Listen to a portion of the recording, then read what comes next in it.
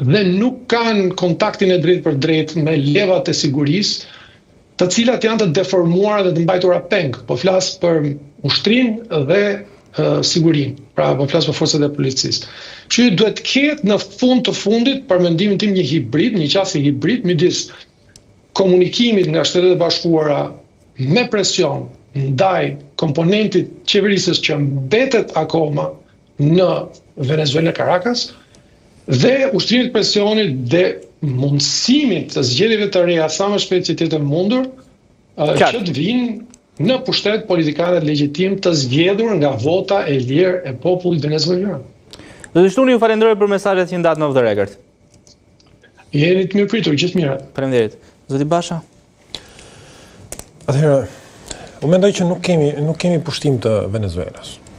Pra, kemi një operacion të mirëfillt arrestimi të një personi i cili ka kryer një krim. Krimi nuk lidhet vetëm me shtetin ku ai jeton, qeverisë dhe drejton.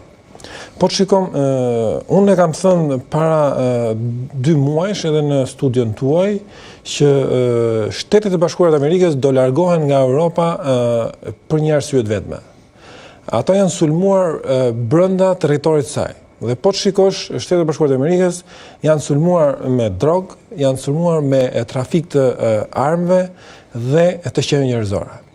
Është mbytur Shtetet e Bashkuara me emigracion. Është gjithë Amerika e Jugut, e cila është në një organizim, qoftë edhe në një regjim diktatorial, po them siç është Venezuela, Kuba, Meksika, Panamaja dhe shumë vende të tjera atje që janë në këtë lloj regjimi, dhe gjithë pasojat shkojnë dhe bien mbi Shtetet e Bashkuara të Amerikës. Qoftë krimi i organizuar, por qoftë dhe pjesa e emigracionit të paligjshëm. Kështu që pafaja janë Shtetet e Bashkuara të Amerikës në këtë ngërç që ndodh atë? Shiko, janë me faja, janë pa faj, mendoj që duhet një analizë tepër e zgjeruar dhe me detaje të hollësishme për të analizuar këtë pjesë. Po unë mendoj që politika e Trump. Se po i shkove Ariut në strovull të vjen obor, kështu që jo, nuk ka çështje strovull. Ne kemi u përmend këtu për të mos rënë përsëritje. Pra, kompanitë amerikane të cilat ishin ftuar nga Venezuela për të investuar në fushën e naftënxjerrjes atje, në një moment në 2005, 2006, 2007, u larguan nga Venezuela dhe jo u larguan, u dëbuan dhe gjithë investimi i tyre nuk u përfill dhe nuk u kompensua.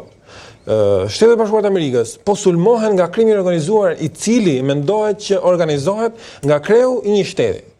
Shtetet e Bashkuara të Amerikës janë sulmuar në rininë e tyre duke e droguar gjithë rinin.